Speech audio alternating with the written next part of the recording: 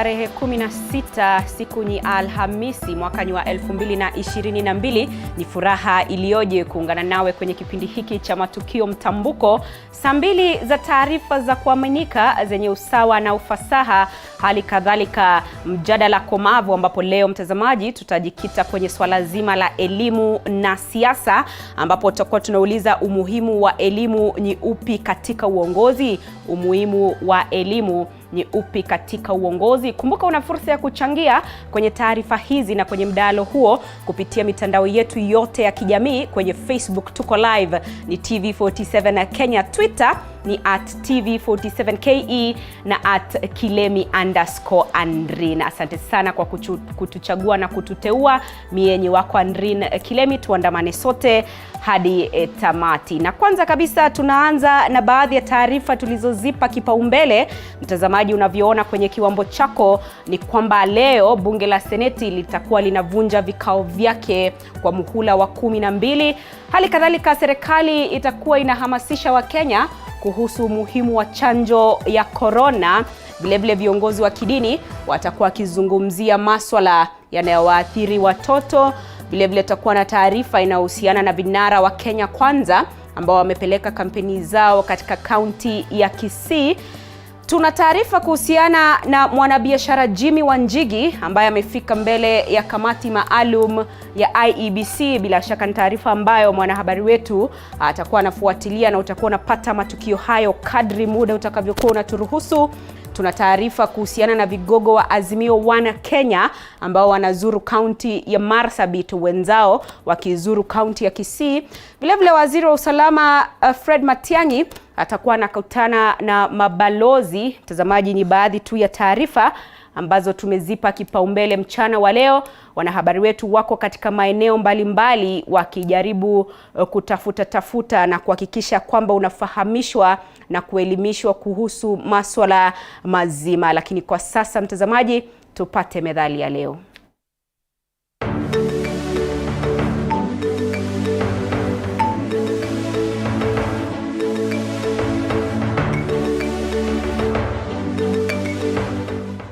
Methali ya leo: kila kiboko na kivuko chake. Maana yake, kila kiboko ana mahali pake pa kuvukia, na vivyo hivyo kila mtu ana namna yake ya kufanya jambo. Methali hii huambiwa mtu anayejilazimisha kufanya jambo kwa hali asiyoielewa akitaka kuwa kama wengine. Methali hii ina maana sawa na kila mlango na ufunguo wake.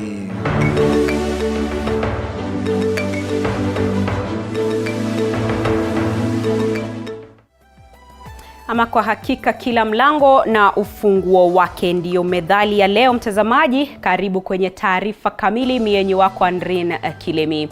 Mgombea wa kiti cha ugavana katika kaunti ya Nairobi ambaye pia ni seneta wa kaunti ya Nairobi Johnson Sakaja sasa anasema kuwa masaibu yanayomkumba yamechochewa kisiasa. Na akizungumza na wanahabari, Sakaja amesisitiza kuwa ana shahada ya digrii na kumkashifu Rais Uhuru Kenyatta kwa kuingiza siasa katika swala hilo.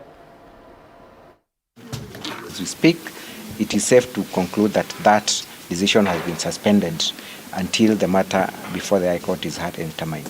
Thirdly is that we have proceeded to the main hearing of the complaint.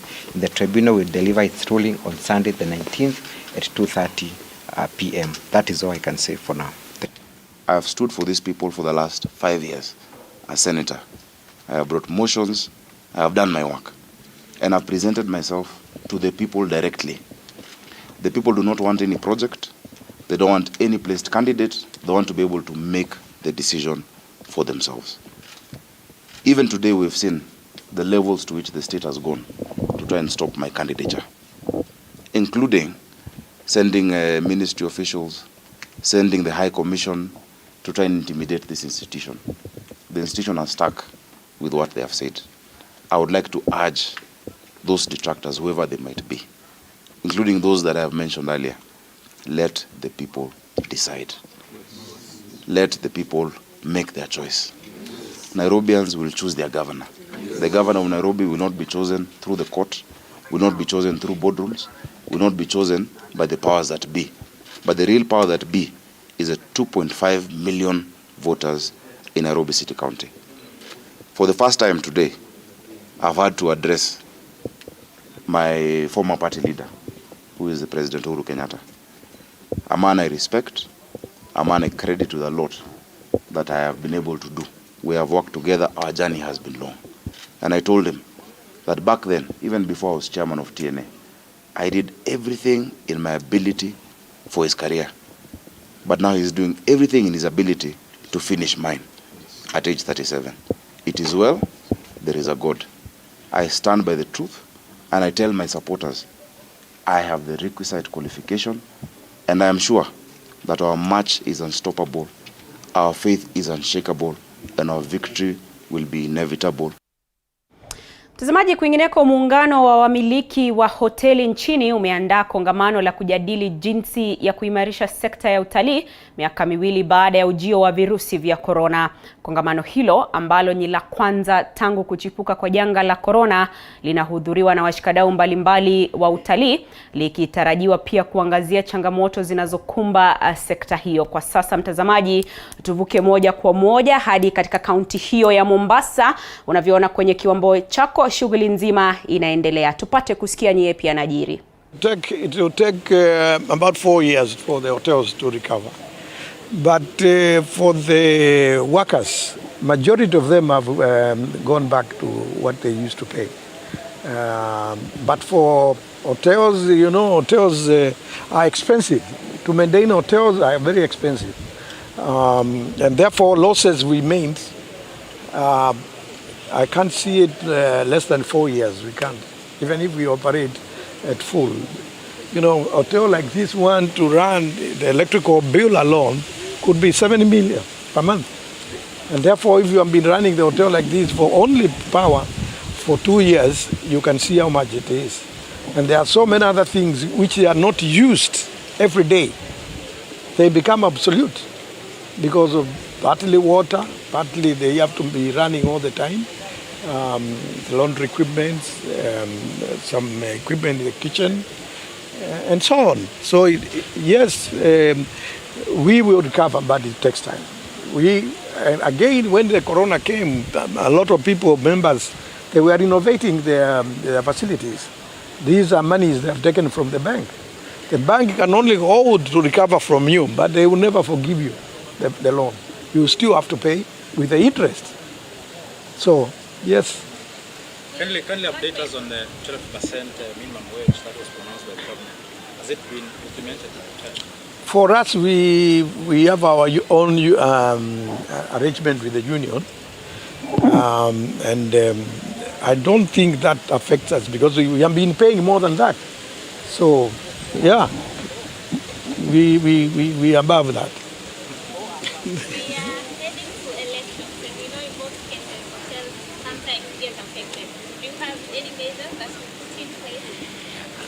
That will be the chief executive will, because he's the one who is going to these meetings, will comment about that.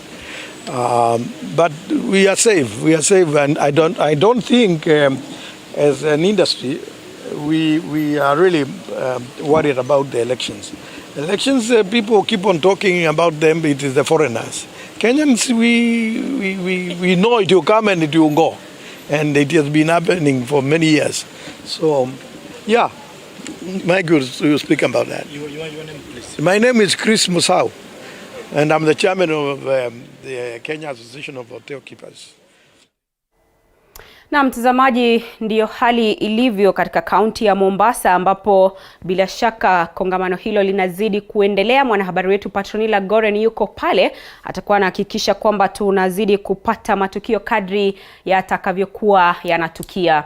Na tukisalia katika sekta hiyo hiyo ya afya, ni kwamba Wizara ya Afya imezindua kampeni ya chanjo ya korona, huku ikiwahimiza Wakenya kupata dozi ya 3 ya chanjo ya korona maarufu kama booster dose ili kujilinda dhidi ya virusi hivyo. Chanjo hiyo itatolewa kwa vituo 71 vya mafunzo ya udaktari nchini KMTC, na kwa sasa tufululize hadi katika chuo cha KMTC hapa jijini Nairobi tupate kusikia nye pia najiri. Call for us in this fight against any emerging variants of the COVID-19 virus.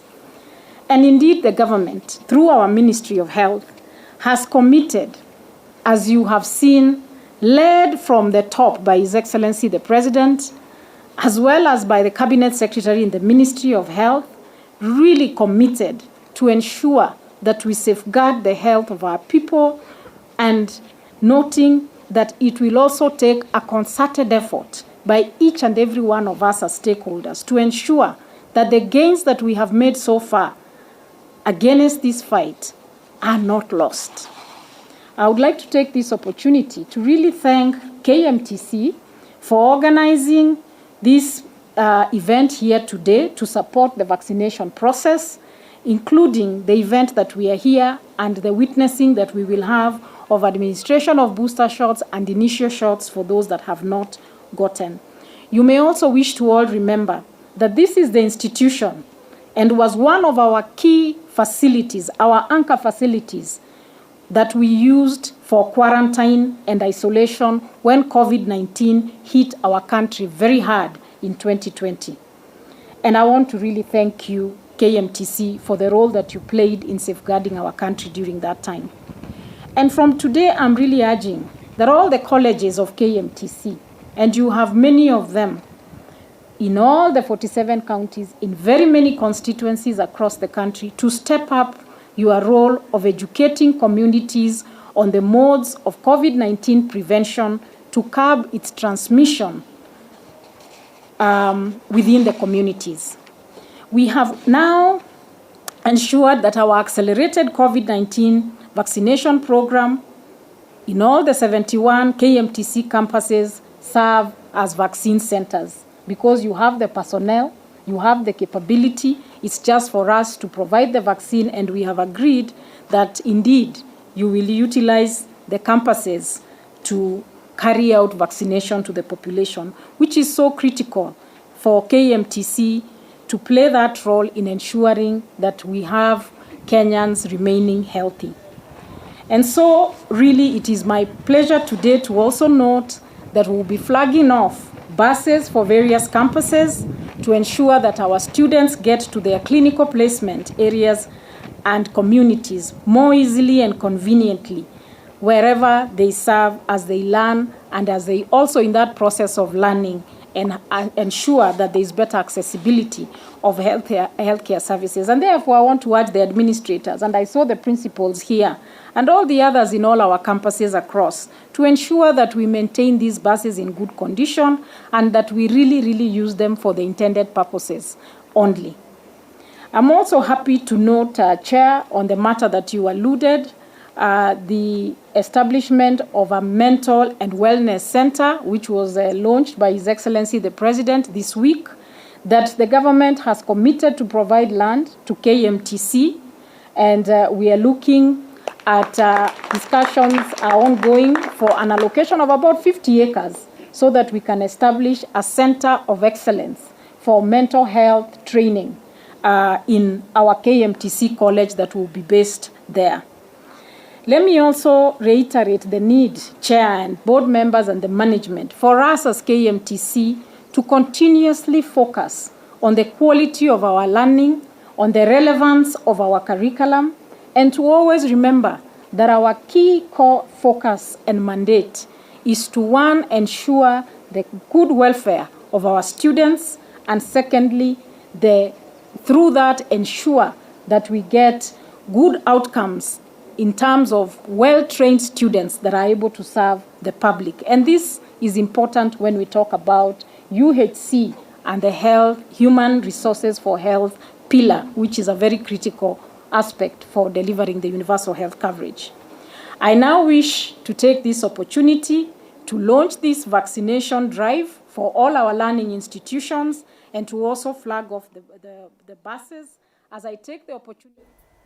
Na mtazamaji, ni katibu katika Wizara ya Afya Susan Mochache akizungumza moja kwa moja kutoka chuo cha mafunzo hapa jijini Nairobi KMTC kuhusiana na swala zima la chanjo ya virusi vya korona, ambapo basi wameweza kuanzisha mchakato mzima wa kuhakikisha kwamba wananchi wanapokea chanjo ya 3 ambayo inafahamika kama booster dose. Tukisalia katika taarifa hiyo inayofungamana na masuala ya korona, ni kwamba muungano wa madaktari watafiti na baadhi ya viongozi kutoka vyama vya kisiasa wameandaa kongamano kujadili jinsi ya kudhibiti maambukizi ya virusi vya korona. Wakati huo huo, wametathmini jinsi serikali iliangazia janga la korona, wakisema hatua zilizowekwa zilisaidia pakubwa kupunguza makali ya virusi hivyo nchini. The focus on preventative care has really come out, and we advise that we put a lot of focus on policies that strengthen our preventive policy mechanisms for preventing pandemics and indeed other diseases of public health concern. We can talk about the non-communicable diseases and all cancers, diabetes, hypertension. These are all conditions that can be managed quite well, quite cost effectively with simple preventative practices. To put resources where they are going to be most effective in terms of the outcome that they're going to bring. If more money is put in supporting the primary care workers, making sure that the community, the screening is happening as it should be, you'll find a lot of things don't rise up to such a desperate or a disastrous situation because they are caught early and they are prevented. The Communist Party of Kenya has come up with an infrastructure which we call the Dynamic Strategy Health Workshop that we are only starting it today. But this is something that has been periodical in all our debates since the emergence of COVID-19, because we've been looking at greatest possibility in terms of driving not just curative but preventive healthcare in our country, Kenya. But today we want to be part of an integral process to get solutions in terms of driving a central agenda. Kwingineko, zaidi ya wanafunzi milioni 6 kutoka kaunti 27 humu nchini wako kwenye hatari ya kukabiliwa na minyoo ambayo huenda ikawa kizingiti cha kuendeleza masomo yao. Wanafunzi hao pia wako katika hatari ya kuathirika kiafya. Serikali sasa imezindua mpango wa kuwapa wanafunzi dawa ya kuangamiza minyoo katika nyingi za shule nchini. Akizungumza katika shule ya msingi ya Mundika, kaunti ya Busia, baada ya kuzindua mpango huo, katibu msaidizi katika Wizara ya Afya Rashid Aman amesema kuwa tangu kuanzishwa kwa shughuli hiyo miaka 10 iliyopita, idadi ya wanafunzi wanaofanya vema kwenye mtihani wa KCPE imeongezeka. Teachers, first, I do not want to make a speech, but I want to say this, that BUSIA is indeed honored, and I want to thank the organizers for finding it fit. Very important. Intestinal worms are a major public health problem in Kenya. At least 6 million children are at risk of infection nationally. Untreated worm infestation results in our children being malnourished despite being fed the correct diet. In Kenya, Busia is one of the 27 counties where the burden of soil-transmitted helminths exceeds 20% and is thus targeted for mass administration of deworming medicines. The county is also one of the 15 counties with a double burden of soil-transmitted worms and schistosomiasis. In Kenya, the school-based mass deworming program reduced school absenteeism by 25% for those who were treated. It is worth noting that the impact of deworming on children goes beyond health and educational outcomes. Deworming has also been shown to increase KCPE exam pass rate of treated children by 9.5%. Deworm the World initiative is a flagship program for evidence action and supports government to conduct school-based deworming program. Similarly, we have another program in the country called Dispensers for Safe Water, which essentially ensures that chlorine is distributed to communities that we support around the country. We recognize the ministry's work in ensuring, the continued prioritization of the program. We applaud the collaboration, interministerial collaboration between Ministry of Education and Ministry of Health that makes all this possible in celebrating what we are celebrating today, including Kenya in a ongoing commitment to improve school attendance, child health, as well as productivity of the future workforce. Mtazamaji, kutoka Busia turejee hapa jijini Nairobi ambapo wakazi wa eneo la Mole, maeneo bunge la Embakasi Magharibi hapa jijini Nairobi wamelalama kuhusu maji taka wanayosema yanaingia katika nyumba zao kwa siku ya 3 sasa, wakikashifu serikali ya kaunti ya Nairobi kwa kukosa kuwajibika. Wakazi hao wamelazimika kuomba hata malazi kwa majirani, huku baadhi yao wakikadiria hasara kubwa baada ya mali yao kusombwa na maji taka. Ambayo tunaona saa hizi ilianza on Tuesday. Ndio watu kutoka kwa county walikuja wakachimba mahala pale mbele kisha wakafunga, na walipoambiwa sewage inaingia kwa manyumba hawakuchukua hatua yoyote. Saa hizi vile mnaona kuko, I'm very sure very soon there is going to be an outbreak of a disease ambaye watu wengi wataumia kama wanamolem. Choo imejaa kwa nyumba, siwezi kulala kwa nyumba mimi, siwezi kulala pahali, hata nachukua tu naenda usiku kulala kwa yenyewe. Nateseka sana. Choo imejaa nyumba, kila mahali kumejaa maji. Tafadhali tunaomba wakuje watuondolee kitu juu hata saa hii si uongo, tunaenda kukata pale. Wanaifunga, unakifunga na plastiki kitu kingine, watu wa KANJO wanasema tu wakimaliza kujenga hapo watakulia wapi. Ndio maana kila siku wanakuja wanafunga, wanatengeneza kidogo, wanaenda kidogo. Tukiuliza watumalizie shida hawataki. Wanasema tu watakulia wapi. Sasa wanatengeneza, wanakuja wanafunga nini? Wanafunga tena. Wakitengeneza wanafunga, wakitengeneza wanafunga. Tunauliza kwani hawezi kuja watengeneze kitu permanent? Na hiyo nyumba kama ni kubomolewa, ibomolewe. Sisi hatutaishi kwa shida. Huyu ni mtoto kwa mgongo. Watoto wengine huku wanatoka shule wanakuja wakikanyanga hii sewage. Kwingineko, watoto wako katika hatari kubwa ya kunyanyaswa na watu walio karibu nao, wakiwemo wazazi wenzao na wanaotoa malezi. Hii ni kwa mujibu wa ripoti kutoka kwa idara ya watoto nchini. Ripoti ya idara ya ulinzi wa mtoto katika idara ya huduma za watoto inasema kuwa watoto wanateswa kingono, kimwili na kihisia kutoka kwa wale wanaopaswa kuwaonyesha upendo na malezi mema. Ripoti hiyo iliyozinduliwa Siakago katika kaunti ya Embu ni matokeo ya utafiti uliofanywa mwaka wa 2019. Wananchi wote wamepewa jukumu la kukomesha udhalilishaji wa watoto na kuwataka wajiunge na kampeni ya kukomesha ukatili dhidi ya watoto.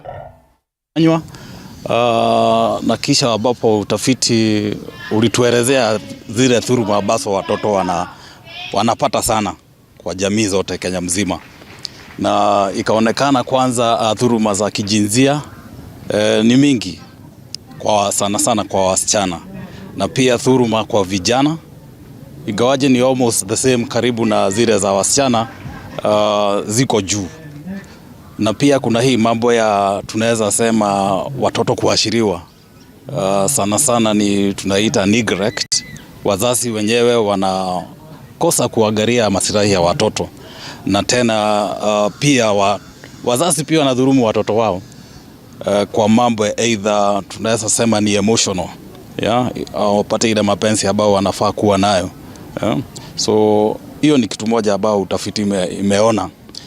Na pia kutoka na hiyo utafiti tumeona dhuluma mingi hufanyika katika nyumbani, within the home environment. Na pia watoto pia wakienda shule pia wanapata dhuluma za corporal punishment ambazo zinafanywa na walimu. Katika kaunti ya Embu watoto pia wanadhulumiwa kulingana na ile survey tumekubaliana nayo, kwa sababu ukiangalia statistics kama takwimu ambazo ziko kwa ofisi yetu kama zile zilipotiwa mwaka ambao uliopita, tulipata watoto zaidi ya 1,000 ambao wametelekezwa na wazazi wao, ambao hawashughulikii, wameachiliwa, hawaendi shule, mambo ya matibabu hawashughulikiwi. Na dhuluma ambayo nimeangalia hapa kwanza ni ya ukeketaji wa wasichana, iko kwa siri, inafanya kwa siri. Na ile ingine ambayo pia ni mbaya ni watoto kuamka labda saa 7 kufanya kazi ya tunaita ya mokei, kule kukata miraa. Sasa huyo mtoto akianza kufanya kazi mapema hatakuwa mwenye kusoma. Na mamlaka ya kudhibiti usambazaji wa bidhaa nchini kwa ushirikiano na Wizara ya Viwanda na Biashara imezindua mpango wa kudhibiti usambazaji wa bidhaa gushi zinazoagizwa nchini katika hafla iliyoandaliwa jijini Nairobi. Naibu wa mkuu wa watumishi wa umma wa wanyama Musiambo amewaonya Wakenya dhidi ya kununua bidhaa hizo, akisema watakaopatikana watakumbana na mkono wa sheria.